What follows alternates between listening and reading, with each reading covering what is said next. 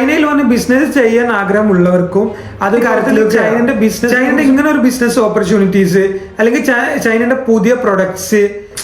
Hello guys, welcome back to മെൻഡർ Mallu vlogs. എടാ, ഞാൻ ഇന്ന് പറയാൻ പോകുന്ന കാര്യം, ഞാൻ ചൈനയിൽ വന്ന മുതൽ കേട്ടുകൊണ്ടിരിക്കുന്ന ഒരു കാര്യത്തെ കുറിച്ചാണ് ഇന്ന് ഞാൻ പറയാൻ പോകുന്നത്. സംഭവം എന്താണെന്ന് വെച്ച് കഴിഞ്ഞാൽ ചൈനയിൽ ഒരുപാട് പ്രൊഡക്ട്സ് ചീപ്പാണ്. അപ്പോൾ ചൈനയിൽ നിന്ന് ഒരുപാട് സാധനങ്ങൾ നമുക്ക് കയറ്റി അയക്കാൻ പറ്റുമോ, അല്ലെങ്കിൽ ഒരുപാട് ബിസിനസ് ഓപ്പർച്യൂണിറ്റീസ് ഉള്ള രാജ്യമാണ് ചൈന. എങ്ങനെയാണ് അതിൻ്റെ കാര്യങ്ങൾ? അല്ലാന്നുണ്ടെങ്കിൽ ഞങ്ങൾ കുറച്ച് പൈസ അയച്ചു കഴിഞ്ഞാൽ ഇനി അവിടുന്ന് കുറച്ച് സാധനങ്ങൾ കയറ്റി അയക്കാൻ പറ്റുമോ? ഇങ്ങനെയുള്ളൊരു ചോദ്യം കേൾക്കാൻ തുടങ്ങിയിട്ട് ഏകദേശം ഒരു 5-6 വർഷത്തോളമായി ഞാൻ ഈ ചോദ്യം കേൾക്കാൻ തുടങ്ങിയിട്ട്. അപ്പോൾ അങ്ങനെയുള്ള ആൾക്കാരോട് ഞാൻ സെപ്പറേറ്റ് പേഴ്സണലായിട്ട് പറഞ്ഞു കൊടുക്കാറുണ്ട്. ആ ഒരു കാര്യം ഞാൻ നിങ്ങൾക്കും കൂടി പറഞ്ഞു തരികയാണ്. അതുകൊണ്ട് എന്താണ്, വീഡിയോ സ്കിപ്പ് ചെയ്യരുത്, കാണാം.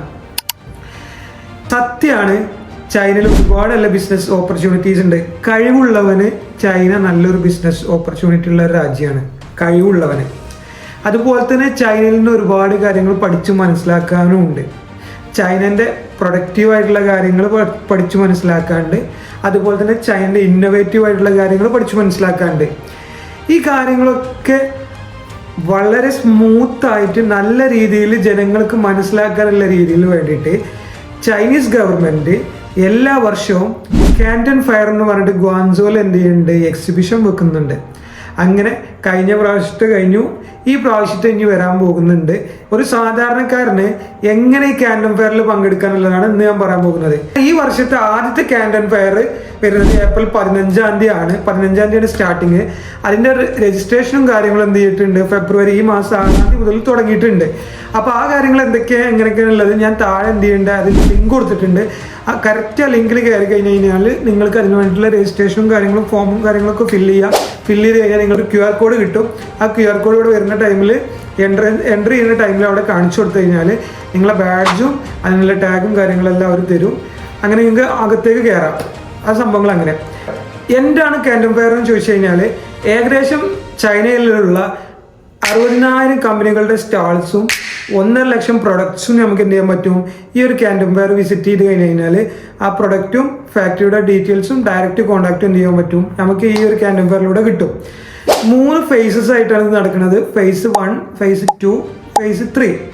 ഫേസ് 1 സ്റ്റാർട്ട് ചെയ്യുന്നത് ഏപ്രിൽ 15 മുതൽ 19 വരെയും, ഫേസ് 2 സ്റ്റാർട്ട് ചെയ്യുന്നത് ഏപ്രിൽ 23 മുതൽ 27 വരെയും, ഫേസ് 3 സ്റ്റാർട്ട് ചെയ്യുന്നത് മെയ് 1 മുതൽ മെയ് 5 വരെയാണ്.